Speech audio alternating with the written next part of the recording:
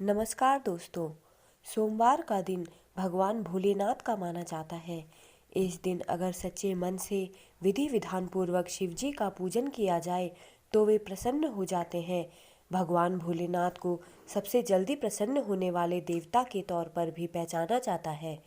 कहते हैं कि भगवान शिव का न आदि है और न ही अंत। उन्हें प्रसन्न करने के लिए सिर्फ सोमवार का व्रत रखना ही काफ़ी होता है। हालांकि व्रत के दौरान नियमों का पालन आवश्यक है। अगर व्रत के दौरान गलतियां हों तो व्रत का संपूर्ण फल प्राप्त नहीं हो पाता है।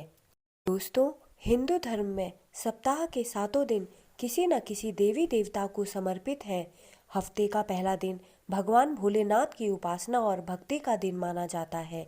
सोमवार के दिन अगर विधि विधान से भोलेनाथ की पूजा अर्चना की जाती है तो उसका विशेष फल मिलता है और जीवन से समस्त कष्ट दूर हो जाते हैं। सभी देवी देवताओं में भगवान शिव सबसे जल्दी प्रसन्न होने वाले देवता माने जाते हैं। साधारण नियमों का पालन कर ही शिव जी को प्रसन्न किया जा सकता है।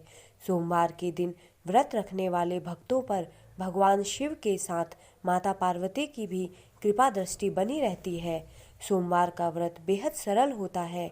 अन्य देवी देवताओं की तुलना में इस व्रत को विधि पूर्वक करने के लिए ज़्यादा कठिन नियमों का पालन नहीं करना पड़ता है। हालांकि कुछ नियम ऐसे हैं जिन्हें न मानने पर भोलेनाथ क्रोधित हो जाते हैं। इससे व्रत का फल नहीं मिल पाता। आप भी अगर सोमवार का व्रत करते हैं तो जान लें कि व्रत के दौरान किन नियमों का पालन आवश्यक है और पूजा के दौरान कौन सी गलतियों को करने से बचना चाहिए।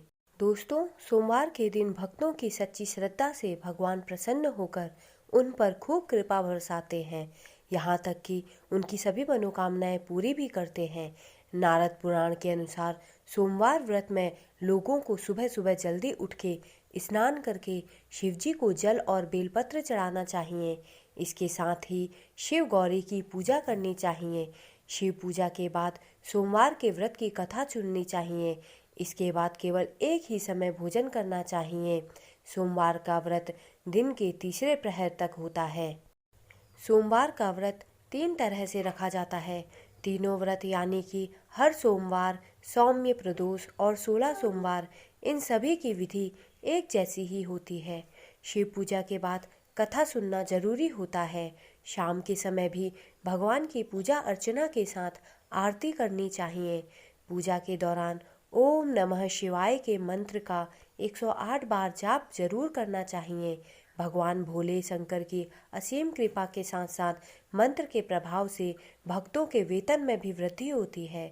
इसलिए पूजा के बाद शिव चालीसा करके व्रत कथा जरूर करनी चाहिए। इसके बाद घी का दीपक भगवान शिव के सम्मुख जलाएं। कथा के बाद भोलेनाथ की आरती जरूर करें। पूजा के समाप्त होने के बाद भगवान जी से क्षमा प्रार्थना करें और अपनी मनोकामना प्रभु के सामने रखें। भगवान भोले भंडारी को बिल्व पत्र बहुत ही प्रिय होता है। मान्यता है जो भी शिवलिंग पर नियमित रूप से बिल्व पत्र चढ़ाता है उसकी हर तरह की मनोकामनाएं पूर्ण होती हैं। इसके अलावा भगवान शिव को शमी के पत्ते भी पसंद होते हैं। इसलिए सावन के हर दिन शिवलिंग पर शमी के पत्ते जरूर चढ़ाएं। भगवान शिव का दूध और गंगाजल से अभिषेक करने से शुभ फल की प्राप्ति होती है। शिव जी को भी काफ़ी पसंद होता है, इसलिए शिव जी की कृपा पाने के लिए इसे ज़रूर चढ़ाएं। दोस्तों, अब मैं आपको बताने जा रही हूँ कि शिव जी की पूजा के दौरान किन बातों का विशेष ध्यान रखना चाहिए। शिव जी की पूजा के दौरान जलाभिषेक या दुग्धाभिषेक किया जाता है। अगर दूध का जलाभिषेक कर रहे हैं तो तांबे के लोटे में दूध ना डालें। तांबे के लोटे में दूध को डालने से वह संक्रमित होकर चढ़ाने योग्य नहीं रह जाता है। शिवलिंग पर कोई भी वस्तु जैसे दूध, दही या शहद चढ़ाए जाने के बाद ही जलाभिषेक को पूर्ण माना जाता है। शिवलिंग पर कभी भी सिंदूर का तिलक या रोली नहीं लगाना चाहिए। हमेशा चंदन का तिलक ही लगाया जाना चाहिए। शिव मंदिर की परिक्रमा कभी भी पूरी नहीं करनी चाहिए। जहाँ से दूध बहता है वहाँ रुक जाना चाहिए और वापस लौटना चाहिए। दोस्तों, सोमवार व्रत की कथा इस प्रकार है। एक समय की बात है, किसी नगर में एक साहूकार रहता था। उसके घर में धन की कोई कमी नहीं थी, लेकिन उसकी कोई संतान नहीं थी। इस कारण वह बहुत दुखी रहता था। पुत्र प्राप्ति के लिए वह प्रत्येक सोमवार व्रत रखता था और पूरी श्रद्धा के साथ शिव मंदिर जाकर भगवान शिव और पार्वती जी की पूजा करता था। उसकी भक्ति देखकर एक दिन माँ पार्वती प्रसन्न हो गईं और भगवान शिव से उस साहूकार की मनोकामना पूर्ण करने का आग्रह किया। पार्वती जी की इच्छा सुनकर भगवान शिव ने कहा कि हे पार्वती, इस संसार में हर प्राणी को उसके कर्मों का फल मिलता है और जिसके भाग्य में जो हो उसे भोगना ही पड़ता है। लेकिन पार्वती जी ने साहूकार की भक्ति का मान रखते हुए उसकी मनोकामना पूर्ण करने की इच्छा जताई। माता पार्वती के आग्रह पर शिवजी ने साहूकार को पुत्र प्राप्ति का वरदान तो दिया, लेकिन साथ ही यह भी कहा कि उसके बालक की आयु केवल 12 वर्ष होगी। माता पार्वती और भगवान शिव की बातचीत को साहूकार सुन रहा था। उसे ना तो इस बात की खुशी थी और ना ही दुख। वह पहले की भांति शिव की पूजा करता रहा। कुछ समय के बाद साहूकार के घर एक पुत्र का जन्म हुआ। जब वह बालक 11 वर्ष का हुआ तो उसे पढ़ने के लिए काशी भेज दिया गया। साहूकार ने पुत्र के मामा को बुलाकर उसे बहुत सारा धन दिया और कहा कि तुम इस बालक को काशी विद्या प्राप्ति के लिए ले जाओ और मार्ग में यज्ञ कराना। जहाँ भी यज्ञ कराओ वहाँ ब्राह्मणों को भोजन कराते और दक्षिणा देते हुए जाना। दोनों मामा भांजे इसी तरह यज्ञ कराते और ब्राह्मणों को दान दक्षिणा देते काशी की ओर चल पड़े। रात में एक नगर पड़ा जहाँ नगर के राजा की कन्या का विवाह था, लेकिन जिस राजकुमार से उसका विवाह होने वाला था वह एक आंख से काना था। राजकुमार के पिता ने अपने पुत्र के काना होने की बात को छुपाने के लिए एक चाल सोची। साहूकार के पुत्र को देखकर उसके मन में एक विचार आया। उसने सोचा, क्यों ना इस लड़के को दूल्हा बनाकर राजकुमारी से विवाह करा दूं। विवाह के बाद इसको धन देकर विदा कर दूंगा और राजकुमारी को अपने नगर ले आऊंगा। लड़के को दूल्हे के वस्त्र पहनाकर राजकुमारी से विवाह कर दिया गया, लेकिन साहूकार का पुत्र ईमानदार था। उसे यह बात न्याय संगत नहीं लगी। उसने अवसर पाकर राजकुमारी की चुन्नी के पल्ले पर लिखा कि तुम्हारा विवाह तो मेरे साथ हुआ है, लेकिन जिस राजकुमार के संग तुम्हें भेजा जाएगा वह एक आंख से काना है। मैं तो काशी पढ़ने जा रहा हूँ। जब राजकुमारी ने चुन्नी पर लिखी बातें पढ़ी तो उसने अपने माता पिता को यह सब बात बताई।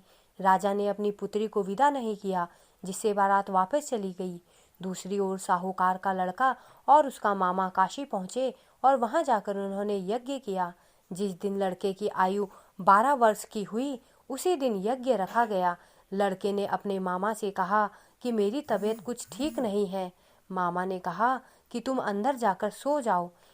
शिवजी के वरदानुसार कुछ ही देर में उस बालक के प्राण निकल गए। मृत भांजे को देख उसके मामा ने विलाप शुरू कर दिया। संयोगवश उसी समय शिवजी और माता पार्वती उधर से जा रहे थे। पार्वती ने भगवान से कहा, स्वामी, मुझे इसके रोने के स्वर सहन नहीं हो रहा। आप इस व्यक्ति के कष्ट को अवश्य दूर करें। जब शिवजी मृत बालक के समीप गए तो वे बोले कि यह उसी साहूकार का पुत्र है जिसे मैंने 12 वर्ष की आयु का वरदान दिया था। अब इसकी आयु पूरी हो चुकी है। लेकिन मातृ भाव से विभोर माता पार्वती ने कहा कि हे महादेव, आप इस बालक को और आयु देने की कृपा करें, अन्यथा इसके वियोग में इसके माता पिता भी तड़प तड़प कर मर जाएंगे। माता पार्वती के आग्रह पर भगवान शिव ने उस लड़के को जीवित होने का वरदान दिया। शिवजी की कृपा से वह लड़का जीवित हो गया। शिक्षा समाप्त करके लड़का मामा के साथ अपने नगर की ओर चल दिया। दोनों चलते हुए उसी नगर में पहुंचे जहां उसका विवाह हुआ था। उस नगर में भी उन्होंने यज्ञ का आयोजन किया। उस लड़के के ससुर ने उसे पहचान लिया और महल में ले जाकर उसकी खातिरदारी की और अपनी पुत्री को विदा किया। इधर साहूकार और उसकी पत्नी भूखे प्यासे रहकर बेटे की प्रतीक्षा कर रहे थे। उन्होंने प्रण कर रखा था कि यदि उन्हें अपने बेटे की मृत्यु का समाचार मिला तो वह भी प्राण त्याग देंगे, परंतु अपने बेटे के जीवित होने का समाचार पाकर वह बेहद प्रसन्न हुए। उसी रात भगवान शिव ने व्यापारी के स्वप्न में आकर कहा, हे श्रेष्ठी, मैंने तेरे सोमवार के व्रत करने और व्रत कथा सुनने से प्रसन्न होकर तेरे पुत्र को लंबी आयु प्रदान की है। इसी प्रकार जो कोई सोमवार का व्रत करता है या कथा सुनता है और पढ़ता है उसके सभी दुख दूर होते हैं और समस्त मनोकामनाएं पूर्ण होती हैं। दोस्तों, कथा पढ़ने या सुनने के बाद शिव जी की आरती करनी चाहिए। शिव जी की आरती इस प्रकार है। ओम जय शिव ओंकारा, स्वामी जय शिव ओंकारा, ब्रह्मा विष्णु सदा शिव, ब्रह्मा विष्णु सदा शिव, हरिधांगी धारा। ओम जय शिव ओंकारा, एकानन चतुरानन पंचानन राजे, स्वामी पंचानन राजे, हंसासन गरुड़ासन, हंसासन गरुड़ासन, वृषवाहन साजे। ओम जय शिव ओंकारा। दो भुज चार चतुर्भुज, 10 भुज अति सोहे, स्वामी 10 भुज अति सोहे, तीनों रूप निरखता, तीनों रूप निरखता, त्रिभुवन जन मोहे। ओम जय शिव ओंकारा। अक्षमाला वनमाला, मुंडे माला धारी, स्वामी मुंडे माला धारी, त्रिपुरारी कंसारी, त्रिपुरारी कंसारी, करमाला धारी। ओम जय शिव ओंकारा। श्वेतांबर पीतांबर, बागंबर अंगे, स्वामी बागंबर अंगे, सनकादिक ब्रह्मादिक, सनकादिक ब्रह्मादिक, भूतादिक संगे। ओम जय शिव ओंकारा।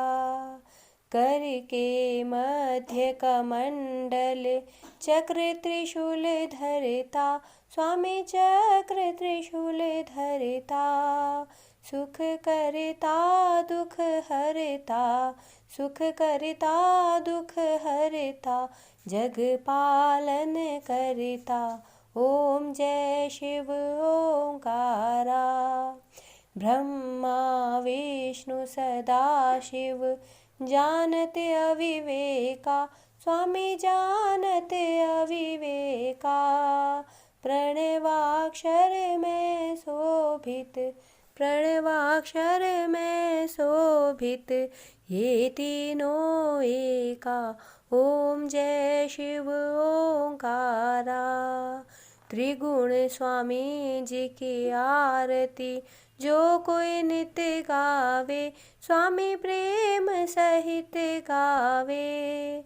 कहते शिवानंद स्वामी, कहते हरि हर स्वामी, मन वांछित फल पावे। ओम जय शिव ओंकारा। ओम जय शिव ओंकारा, स्वामी जय शिव ओंकारा, ब्रह्मा विष्णु सदा शिव, ब्रह्मा विष्णु सदा शिव, अर्धांगी धारा। ओम जय शिव ओंकारा। दोस्तों, मेरे द्वारा दी गई जानकारी अगर आपको अच्छी लगी हो तो कृपया मेरे चैनल को सब्सक्राइब करें तथा मेरे वीडियोस को लाइक करें। धन्यवाद।